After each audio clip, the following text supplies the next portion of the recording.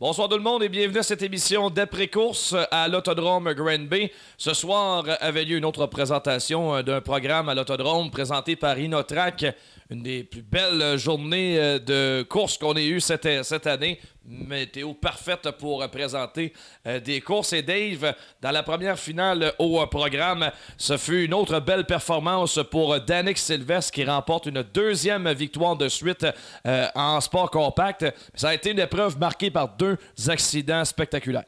Oui, écoute, Danick Sylvestre qui a une voiture toute neuve depuis 2 courses.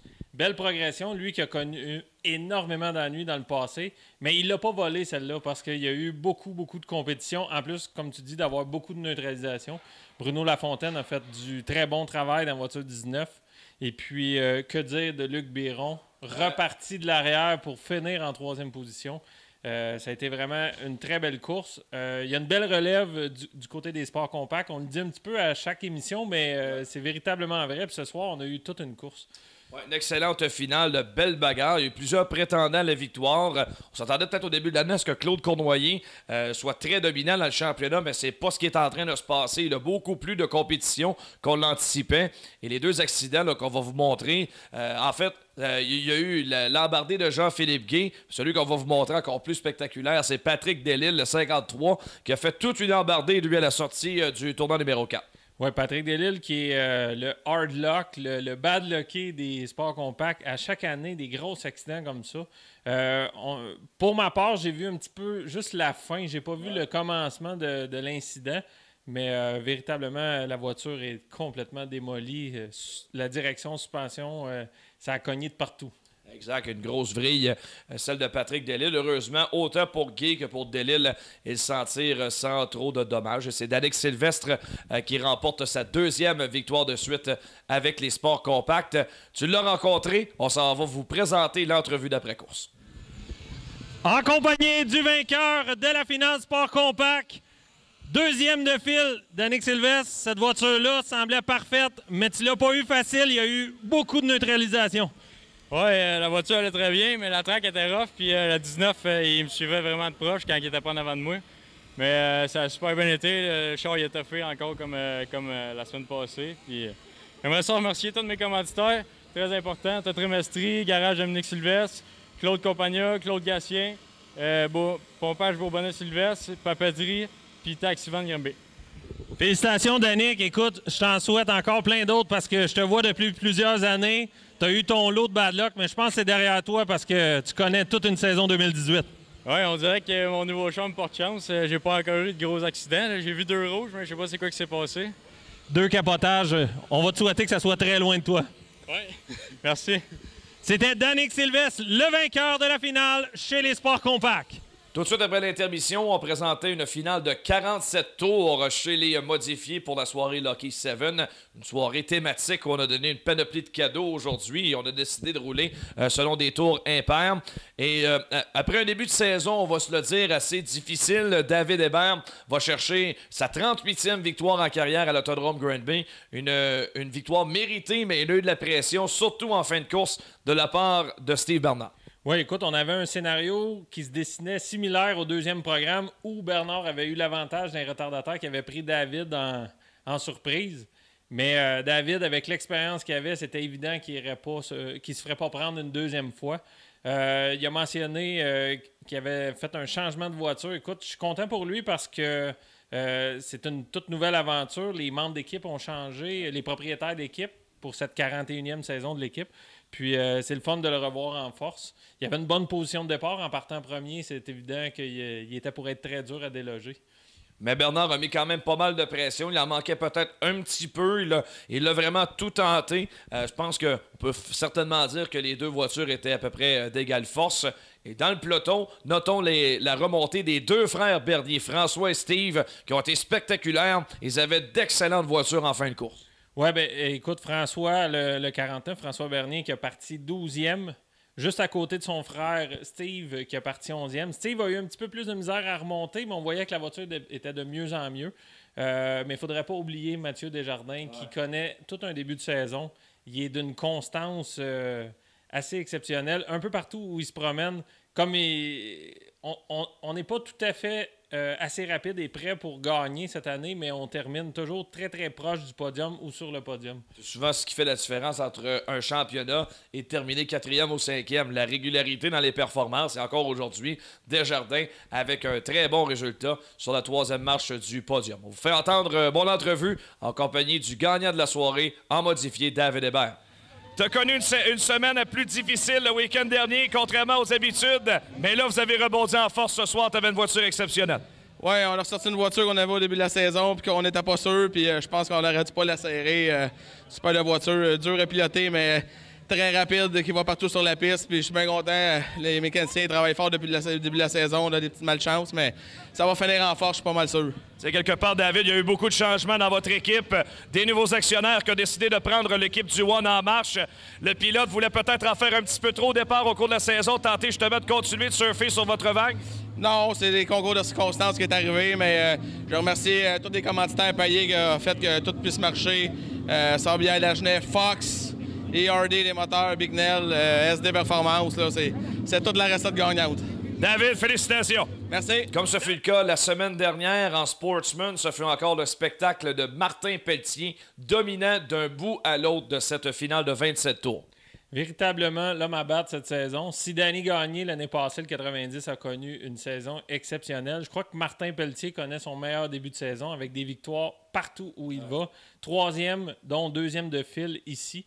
Donc, malgré plusieurs relances, peu importe l'adversaire qui était aux côtés de lui, il a demeuré solide et a prouvé encore qu'il est l'homme à battre, le vétéran chez les Sportmen. Oui, puis il en manque toujours un petit peu à Alex Lajoie. Il est là, mais il n'est pas encore assez là pour battre Martin Pelletier. C'est une autre 2e position pour le 33X. Et un nouveau venu sur le podium, c'est le jeune Evan Racine au vent de la voiture 54. Il a été très bon dans cette finale et on remarque le progrès de ce jeune homme qui n'a pas fini de faire entendre parler de lui. Ce sera certainement pas la dernière fois qu'on va le voir sur le podium. Exactement. Si vendredi dernier, on a eu Jérémy Roy, qui lui aussi a commencé en même temps qu'Evan. Écoute, on a une très belle relève. Evan est très polyvalent. On le voit rouler beaucoup à l'extérieur, à l'intérieur. Il s'adapte rapidement aux conditions de piste. Vraiment. Et ce qui m'étonne toujours aussi, outre que les courses, c'est que ce jeune homme-là de 16 ans s'exprime comme un pilote vétéran. C'est très agréable et puis j'ai très hâte de le voir dans l'avenir. J'y souhaite la meilleure des avenirs possibles. Et tu sais, qu'est-ce qui est intéressant dans tout ça, c'est que son jeune frère, William, a couru pour la première fois avec un slingshot sur le nouveau circuit là, qu'on a aménagé, là, le mini-drome, le circuit à l'intérieur de la piste.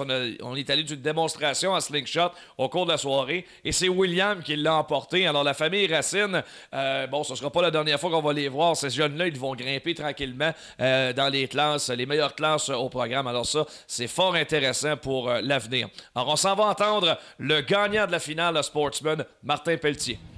En compagnie du vainqueur de la finale Sportman, Martin Pelletier. Martin, écoute, tout un début de saison, probablement un de tes meilleurs. Oui, comme ça, la voiture est superbe. Tout est parfait. Jusqu'à date, là, on peut rien demander de plus. Tranquillement, là, je sais pas si tu avais la chance de voir un peu sur les relances, le 33 d'Alex Lajoie se rapprochait, il avait trouvé quelque chose à l'intérieur. Ah, je voyais sur le tableau, je voyais à 54, je voyais Alex à toutes les relances, il gagnait une position. Je sais pas ce qu'il virait, mais il avait l'air bien aller. Écoute, Martin, tu as une polyvalence sur les 3 pistes, l'expérience paraît. Écoute, tu nous as donné encore tout un spectacle. Félicitations, Martin. Merci beaucoup. Martin Pelletier, le vainqueur de la finale. 3e victoire cette saison pour lui ici du côté de l'Autodrome Grimby. Moment tout à fait spécial, le Dave en finale le Pro Stock de 27 tours. Une soirée de première pour le pilote 338 Pascal Payeur. Une première victoire pour lui en Pro Stock. Il était très émotif à la sortie de sa voiture. Oui, écoute, et il l'a vraiment pas volé parce que Bruno Cyr a essayé par tous les moyens de le devancer. Malgré les relances, il demeurait toujours solide à l'extérieur. Pascal a eu énormément de bad luck lui aussi dans le passé. Puis là, je pense qu'une victoire comme ça doit aider le moral. Puis c'est sûr que ce ne sera pas la dernière fois qu'on va le voir sur la plus haute marche du podium. C'est un excellent pilote qui a une belle progression. Puis si la chance est avec lui, ben c'est évident qu'il sera au plus fort de la lutte. Et moi, ce qui m'a impressionné dans la performance de Pascal Pailleur, c'est qu'il l'a gagné à l'extérieur, cette finale-là. Habituellement, la dernière épreuve en fin de soirée, c'est pas rare qu'on va voir une seule ligne de course à rouler à l'intérieur, mais c'était pas le cas. Aujourd'hui, il y avait 2 bonnes lignes de course collantes à l'intérieur et à l'extérieur. Et Pailleur, lui, empruntait l'extérieur.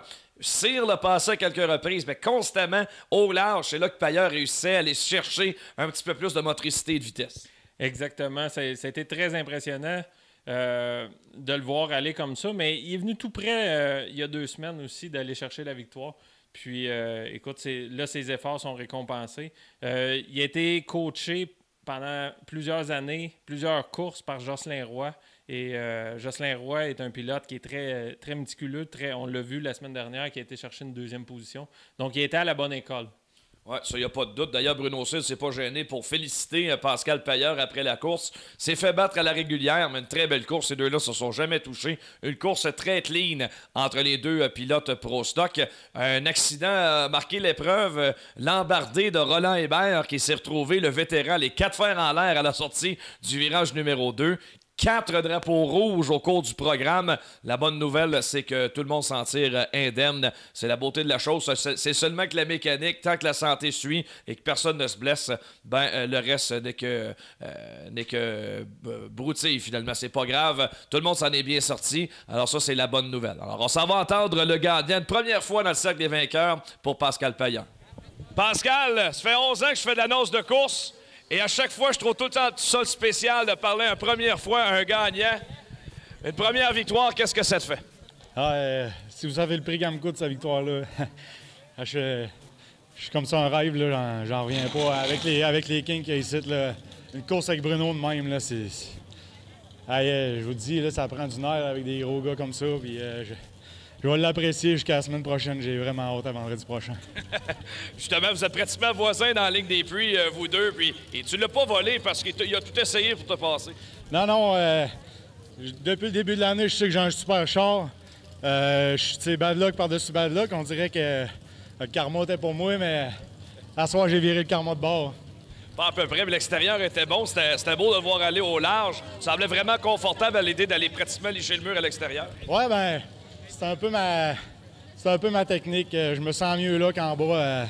En bas, il y a beaucoup de monde. Puis je suis plus à l'aise quand j'ai plus large avec moi. Fait que en l'air, c'est la ligne parfaite pour moi. Puis ça a été une super course en 27 tours intense avec Bruno. J'étais vraiment content que c'est lui qui soit aux côtés de moi. Je savais que ça allait être une course ligne. Je l'apprécie au bout.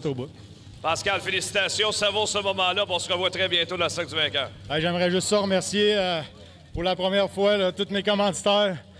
Diapolo Auto, Tedford Honda, Récupération Pascal Daigle, le Saint-Tube, Perfecto Inox. Perfecto Inox, ils lousent les courses sur Internet tous les soirs. C'est sûr qu'ils sont en train de me regarder. Saint-Tube, Toiture Lessard, un vieux de la vieille, Fix Auto, ma blonde qui m'endure. Puis tout le monde qui m'aide, un gars comme Mario, puis les supporters ici, là, je l'apprécie au bout. Ben, nous autres, on l'apprécie, on va le savourer aussi. Félicitations, Pascal. Merci. Pascal Pailleur.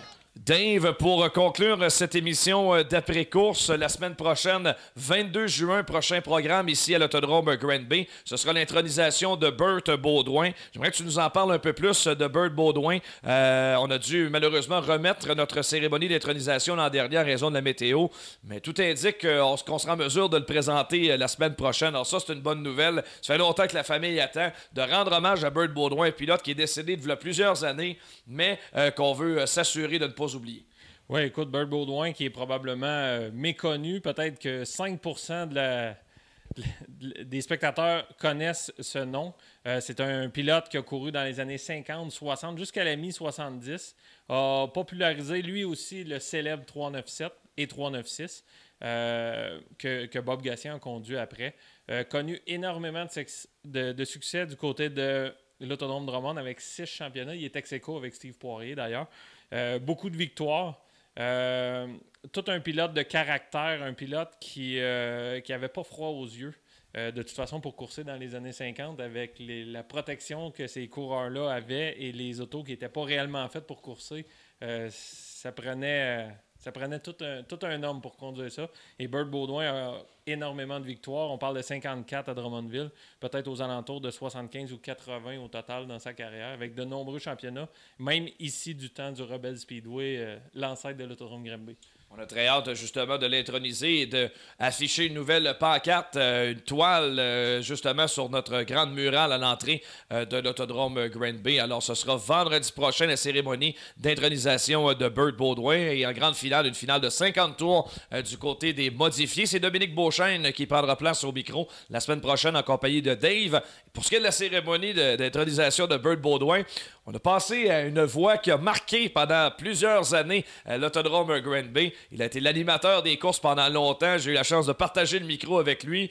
Je pense que l'idée de Dave était très bonne, de lui lancer un coup de fil pour qu'il vienne animer la cérémonie. Vous entendrez la semaine prochaine Gérard Saint-Germain qui fera son retour au micro à l'Autodrome Granby. Alors Gérard, je te repasse la parole comme tu l'as si bien fait pour moi il y a quelques années. Alors ça va être un réel plaisir de te réentendre. Dans mon cas, quelques activités professionnelles qui m'empêchent d'être là pour le programme de course de la semaine prochaine. Alors à mon nom, Anthony Marcotte, à celui de Dave Parizeau, je vous dis merci beaucoup et à la prochaine.